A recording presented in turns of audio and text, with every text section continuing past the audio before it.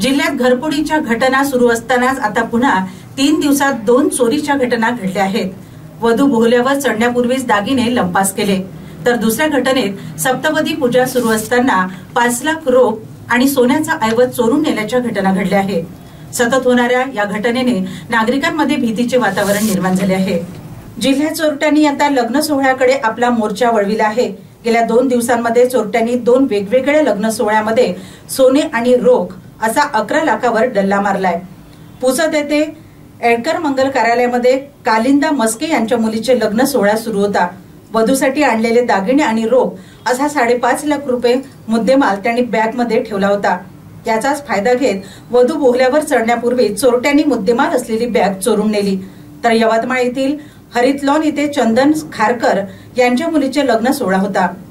त्यामध्ये सप्तपदी सुरू असताना चोरट्यांनी बॅगमध्ये असलेली 5 लाख रुपये रोख आणि 20 ग्रॅम सोने चोरून नेले।